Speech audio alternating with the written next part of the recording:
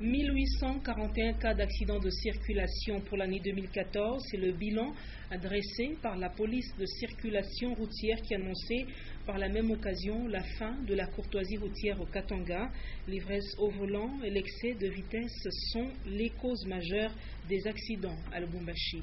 Et puis que Kolwezi soit attaché à la future province du Olomami, c'est le vœu des élus nationaux du Katanga qui mènent des démarches dans ce sens afin de donner des chances égales aux futures provinces pour leur développement. Vous les écouterez au cours de ce journal. Mesdames et messieurs, bonsoir et merci de nous rejoindre sur Yota Télévision pour vous informer. Avant de développer tous ces titres, on va parler histoire. La République démocratique du Congo commémore chaque 16 et 17 janvier ses deux héros nationaux, Patrice Emery Lumumba et Laurent Désiré Kabila. Coup d'œil de la connaissance de ces commémorations chez les Congolais. Le constat prouve l'ignorance de la lutte politique de ces hommes. Une petite connaissance à ce sujet se remarque auprès des élèves du degré terminal du secondaire. Augustin Célestin Mugonza nous en parle. Patrice Emery Lumumba et Mzee Laurent Désiré Kabila, deux figures de l'histoire politique de la République démocratique du Congo, dont le nom reste suspendu aux lèvres des Congolais. 17 janvier 1961, c'est la date qui marque la disparition du premier ministre congolais. Et le 16 janvier 2001, la République démocratique du Congo pleurait l'assassinat de Mzee Laurent Désiré Kabila. Que retenir de la lutte politique de ces deux figures de proue? Tentative de réponse de quelques élèves.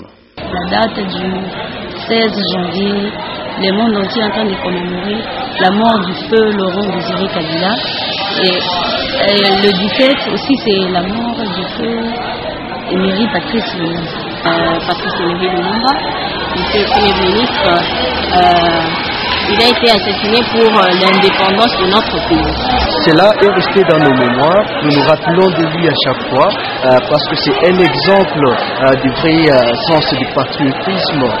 C'est un exemple du vrai sens de vivre dans son pays. Si la question doit être approfondie sur le banc de l'école, fort est de constater que le programme scolaire national prévoit des matières limitées consacrées à l'histoire politique de la République démocratique du Congo et selon les historiens, cela ne favorise pas la connaissance des principales notions de l'histoire politique de la République démocratique du Congo et plonge dans l'ignorance les Congolais. L'ignorance des Congolais sur l'histoire politique de leur pays serait de la responsabilité de l'État. Ce dernier devrait organiser des manifestations irrelatives, selon un historien, et plusieurs faits politiques passent inaperçus et désintéressent de plus en plus le peuple congolais. On écoute à ce sujet M. René Bamboy, il est spécialiste de l'éducation civique. Il répond aux questions de Célestin Mugonza. L'ignorance d'abord part du fait que nos autorités ne parviennent pas à donner de l'importance à ces deux jours. Si au niveau de la hiérarchie politique de ces pays, on donne quand même l'importance de ces deux jours, cela devrait quand même imprégner, cela devrait quand même préoccuper toute la population congolaise. Et vous savez aussi, il y a des moments où ces jours passent inaperçus. On ne dit rien, il n'y a aucune manifestation, il n'y a aucune manifestation publique, il n'y a pas des émissions à la radio comme à la télévision pour parler de ces grandes figures, n'est-ce pas, politiques de notre pays. Voilà, mes chers amis. Aujourd'hui, si nous avons à la tête tel ou tel président, s'il fait fi à ces deux jours-là, ça reste aussi comme ça ne sera pas connu vraiment de la population.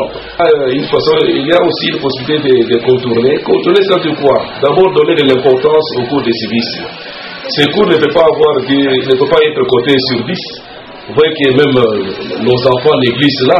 Ils vous disent non, c'est un cours de 10 points. Et à partir de là, ils ne donnent plus d'importance. Mais si les cours de civisme a au moins 20 points, 30 points par période, vous allez vous rendre compte que les enfants vont beaucoup plus donner de l'importance à ces cours et de l'ensemble aussi d'autres préoccupations, n'est-ce pas, politiques dans le pays. On va changer de chapitre. Dans une déclaration faite à Kinshasa, les députés nationaux du Katanga disent s'inscrire dans la logique de la Constitution. Par la même occasion, ils demandent que soit résolue la question du district urbano-rural de Kolwezi. Ces députés demandent qu'une commission mixte gouvernement-assemblée se penche sur la question. On les écoute. Nous, députés nationaux élus de l'actuelle province du Katanga, attirons l'attention particulière de l'opinion tant nationale qu'internationale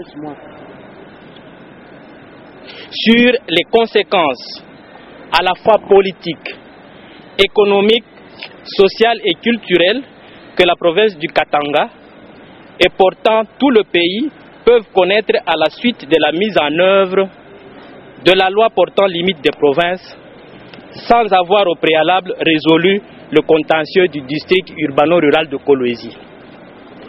De prime abord, nous affirmons, en tant que législateurs, notre attachement à l'esprit et à la lettre de la Constitution.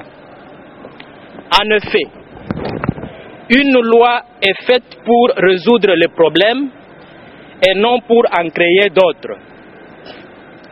Nous constatons malheureusement que la fixation des limites au regard de la loi pose un sérieux problème, aussi bien au Katanga que dans plusieurs autres provinces du pays. Considérant l'urgence qu'il y a à résoudre les différents problèmes qui se posent dans la fixation des limites des provinces en général et en particulier le rattachement de facto du district urbano-rural de Kolwezi à la province de Lualaba, nous demandons la mise sur pied d'une commission mixte gouvernement-assemblée nationale en vue d'aplanir les différends dans un esprit de totale cohésion nationale. Dans le cas contraire, nous, députés élus, signataires de ce mémorandum, nous ne nous sentons pas concernés par le processus enclenché par le projet de loi portant fixation des limites des provinces en République démocratique du Congo. Nous allons pour ce faire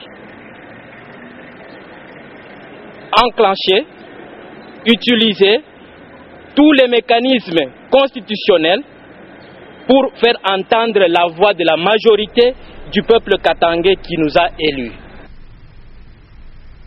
Et justement, par rapport au découpage territorial, certains députés et même politiciens pensent qu'il faudrait donner des chances égales aux futures provinces pour leur développement. C'est le cas de Calixte Mukasa qui a plaidé pour que Kolwezi soit rattachée à la future province du Olomami, une partie du Katanga moins viable. On écoute Calixte Mukasa lors d'une de ses interventions à l'Assemblée nationale. Il y a lieu de signaler à ce niveau que pour la province du Lualaba, la viabilité en tant que province n'a été réalisée qu'après son extension à la ville de Kolwezi et au territoire de Muchacha et de Lubudi. Le problème de viabilité, chers collègues, ne peut concerner seulement le district de Lualaba. Honorable Président, lors du débat général de la reddition de comptes pour 2013, dans mon exposé, j'avais relevé ce qui suit. Les recettes pour le Katanga de 2013 en termes de droits recouvrés sont de 980 milliards de francs congolais, mais le district du Haut-Lomami ne pèse que 0,2 milliards de francs congolais, soit 0,02. À l'aune de cet indicateur, le district du Haut-Lomami apparaît comme sinistré avec des conséquences que cela suppose. En conclusion, le district urbano-rural, honorable Président, est un patrimoine commun à tous les Congolais. Et par souci de justice et d'équité de cohésion nationale, je soutiens fermement que la répartition soit faite de la manière suivante. Le district de Muchacha au Lualaba, le district de Lubudi au Haut-Katanga et la ville de Kolwezi ainsi qu'un couloir au Olomami pour lui permettre d'avoir l'accès vers l'extérieur et de pouvoir se développer. Voilà, vous l'avez corrigé avec moi. Il s'agit de l'honorable Calixte Moukassa qui plaidait au niveau de l'Assemblée nationale pour que Kolwezi soit rattaché à la future province du Haut-Lomami. On va changer de chapitre. Le maire de Lubumbashi, Jean-Oscar Sanguza Mutunda, était en conseil urbain de sécurité avec ses membres. Bien évidemment, la situation sécuritaire de la ville de Lubumbashi a été passée en revue et tous les membres ont émis plutôt le vœu de responsabiliser les bourgmestres à s'impliquer en synergie avec la police dans la lutte contre le marché pirate. Maurice Mazel pour le reportage. L'hôtel de ville de Lubumbashi a servi de cadre au conseil urbain de sécurité. Tous les membres du conseil ont pris part à la réunion que le maire de Lubumbashi, Jean-Oscar Sanguza Mutunda, a présidé à leur intention. Plusieurs points ont été abordés. Sur le plan sécuritaire, la ville de Lubumbashi est relativement dans le calme. Cependant, quelques cas isolés de vol à main armée ont été signalés. Le maire de Lubumbashi a rassuré que la hiérarchie à tous les niveaux ne ménage aucun effort pour permettre à la population louchoise de vaquer librement à ses occupations. Les bourgmestres des communes sont chargés quant à eux de poursuivre acharnement la lutte contre les marchés pirates à Lubumbashi. Par la suite, le maire Jean-Oscar Sanguza Mutunda a annoncé la fin de la courtoisie routière à Lubumbashi. Après, le maire de la ville a échangé avec les membres de la fondation katangaise. Ils sont allés solliciter sa médiation pour ramener l'harmonie au sein de leur plateforme. Jean-Oscar Sanguza Mutunda était tout oreille au moment où chacun devait prendre la parole. Après que tout le monde se soit défoulé, l'autorité urbaine leur a souhaité une bonne marche pour l'avenir radieux au sein de la fondation katangaise. Direction le gouvernorat de province, le vice-gouverneur Yav Chibal a reçu en audience le directeur adjoint de la Banque centrale du Congo, l'essentiel de leur entretien dans cet élément que nous propose Stéphane Chissou. C'est juste pour présenter les civilités d'abord à l'autorité en début de l'année 2015 et recevoir des orientations en ce qui concerne les finances dans la province de Katanga. Et nous avons évoqué l'aspect lié à la réglementation de change en vigueur qui limite la sortie et l'entrée de devises sur le territoire national. Donc la réglementation prévoit que pour sortir, il faudrait avoir moins de 10 000 $. Et au-delà de ce montant-là, vous devez vous référer à une banque commerciale où vous allez faire passer ces transactions. Mais sortir avec de la monnaie étrangère en territoire national, plus de 10 000 est interdite par la nouvelle réglementation de change. Et nous avons à la même occasion évoqué aussi l'aspect de tous ces commerçants-là qui passent les frontières. On n'arrête pas le moment de la mer parce qu'ils traversent avec ça. Ils n'ont qu'à se référer à la Banque centrale pour avoir des explications par rapport à la sortie et à l'entrée de devises étrangères dans le territoire national. Il y a des sanctions. Parce que l'État, la réglementation prévoit que pour des montants allant de 10 000 $ à 250 000 $, la sanction est de 50% de pénalité. Ça fait pour des montants allant de 250 000 $ à 500 000 $, la sanction est de 40%. Alors voilà, vous avez fait une affaire que pour l'imprudence, on vous arrête à la frontière et vous perdez les 50%, c'est énorme. Tout cela, nous voulons dire le cas de transactions bancaires et de France, les individus se contentent de porter cet argent. Oui, donc le retard, je ne peux pas confirmer ça. Parce que quand vous êtes client dans une banque, vous avez un compte en banque, vous êtes commerçant. Si vous voulez aller exporter la marchandise à l'extérieur, vous faites une déclaration modèle EB. Vous importez les marchandises et ça se passe normalement à travers une banque. Mais vous prenez le risque de sortir avec les devises en main. Mais vous pouvez donc tomber sur le coup de l'agent de sécurité On vous amène à la banque centrale parce que nous sommes le caissier de l'État et l'argent attrapé là-bas est consigné à la banque centrale. Donc tout ça, nous demandons à la population d'être vigilant par rapport à tout ce que nous sortons comme texte réglementaire. Parce que faire de l'argent que vous avez travaillé pendant autant d'années, vous le perdez en une journée. Comme pénalité, c'est énorme. C'était effectivement ça. Depuis quand cette disposition est en application? La réglementation existe depuis des années, mais on a reformulé en 2014, au mois de mars, pour aller même visualiser au niveau des médias. Il y avait même un séminaire qui était tenu au Parc Hôtel par le DG en charge de la politique monétaire de la Banque centrale. C'était pour dire que maintenant le taux est passé de 30 à 50 pour les tranches là que j'ai dit. Ça existe depuis très longtemps.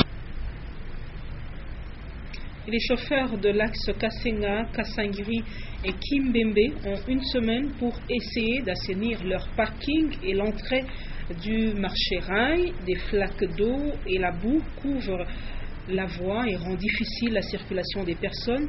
Même les véhicules ont du mal à se frayer un chemin. Maurice Mazel nous en parle. Les transporteurs de l'axe Kasenga, Kimbembe, Kawama et Kasangiri ont une semaine seulement pour aménager l'entrée du marché rail où la route est trop boueuse. La mesure émane du bourgmestre de la commune de Kampemba lors de sa récente descente en ce lieu de négoce. Pendant la saison pluvieuse, tout le parage de la voie ferrée à proximité du marché rail dans la commune de Kampemba est trop insalubre. Même les vendeuses et vendeurs de ce lieu de négoce ont de la peine de se mouvoir facilement. Le port de bottes est adopté par la majorité des personnes qui vont s'approvisionner au marché rail. En effet, ce qui fait de bottes solutionne tant soit peu le déplacement. Hygiéniquement, la boue du marché rail indispose tout le monde. Vendeuses, vendeurs et acheteurs s'adaptent à la situation. L'état de lieu de ce lieu de négoce est semblable à la porcherie. Personne n'a le choix. Tous pataugent dans la crasse. À coup sûr, vendeuses, vendeurs et clients se salissent quand le marchandage a lieu au marché rail.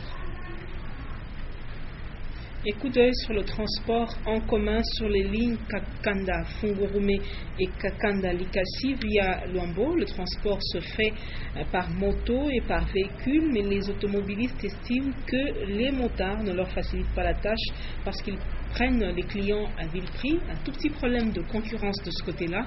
Léon Magloire Monga nous en parle. Au cœur de la cité de Kakanda est localisé un arrêt bus central.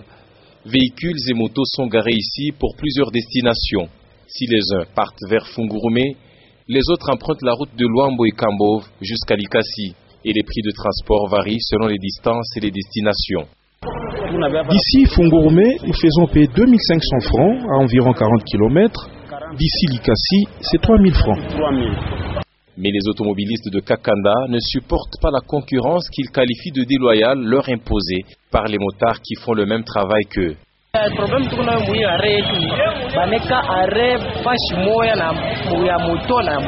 se demande pourquoi on nous a casés ici avec les motards. Les gens préfèrent les motos qui sont moins chères et laissent les véhicules chômer.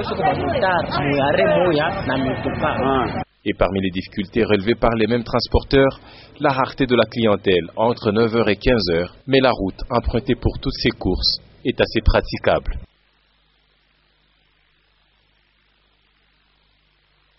Parler religion, les fidèles chrétiens de l'église Famille Magoti sont en marathon de prière depuis mardi. Ce programme qui s'étendra sur 12 jours a pour objectif d'emmener les membres de cette église, dont le pasteur Patrick Capin, des visionnaires, de consacrer leur vie, projet et famille à l'Éternel. Suivez cet élément de reportage.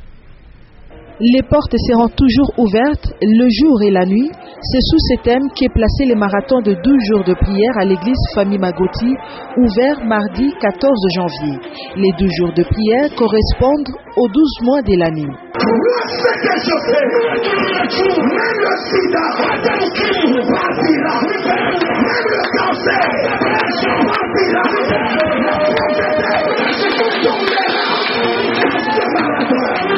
L'orateur du jour, le prophète Dédé, a axé son message sur les portes des bénédictions pour les enfants des dieux. Dans ce bout de jour, il y aura ce que tu cherches. Dans ce bout de jour, les ennemis tomberont. Dans ce bout de jour, ceux qui étaient malades seront guéris au nom de Jésus.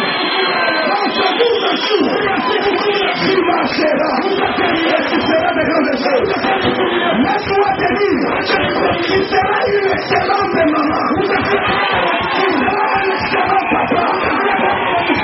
Dieu donne de la valeur. Il te donnera de la valeur. C'est dans une ambiance d'adoration et de prière que les fidèles de l'église Famille Magoti ont passé ce premier jour de ce programme de prière qui ira jusqu'au 25 janvier 2015. Place à la rubrique Lu pour vous, le traitement de l'actualité locale, nationale, internationale et même sportive par nos confrères du journal La République, ce quotidien d'information paraissant à Kinshasa. Lu pour vous, lecture de Janine Boudjou.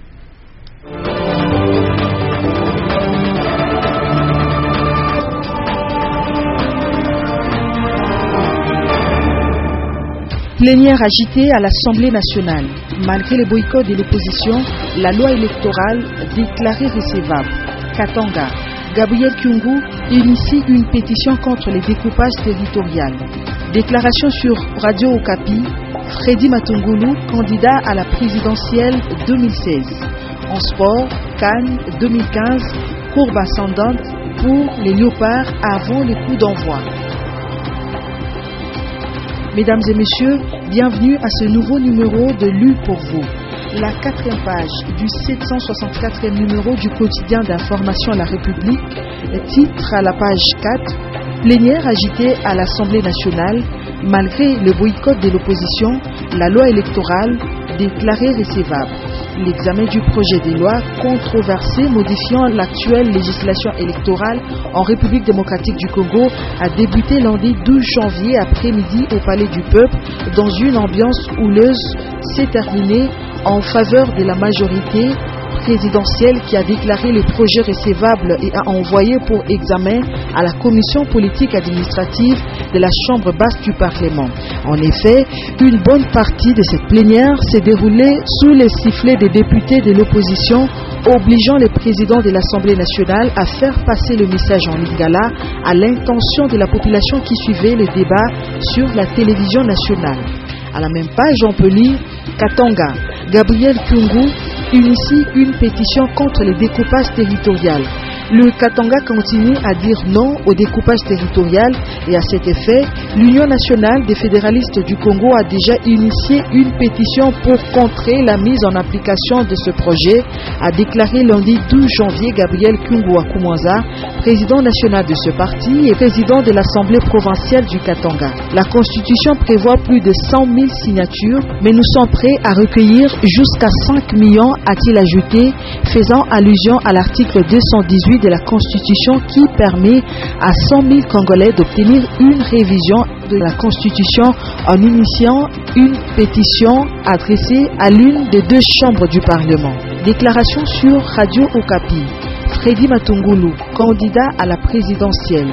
Titre en manchette. Dans un entretien sur Radio Okapi, Freddy Matungulu, ministre honoraire de l'économie, budget et finances, qui avait quitté le pays en 2003, explique les comment et le pourquoi de son départ et annonce son ambition à la magistrature supérieure.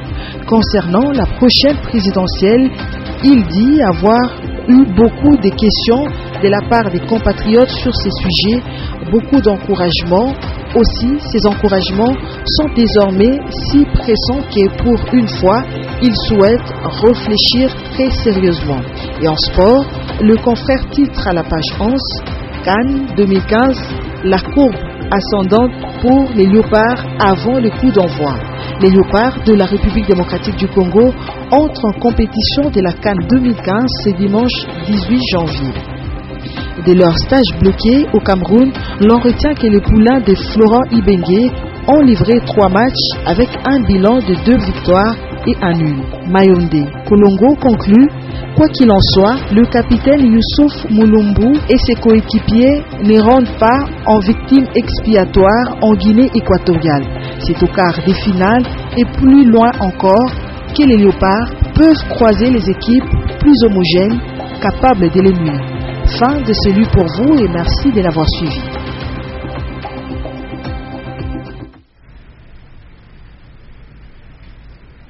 En sport, avant de se séparer, poursuite ce jeudi de la 19e journée à l'entente urbaine de football de Lubumbashi. L'US Kenya, 2e au classement avec 35 points, a été battu par Blessing, 2-1. Chingwali et Selemani ont marqué pour Blessing, pendant que l'unique but de Kenya est l'œuvre de Chimanga. Dans l'autre match, 0 but partout entre Corbeau et Saint-Pierre. Fin de ce journal. Madame, Monsieur, les informations continuent sur notre télévision. 21h, les news. Titiane Bouilly à 23h. Je reviens demain à 19h avec le même et réel plaisir. Et je vous dis, à la force de commencer, il faut joindre le courage de persévérer. Au revoir, à demain.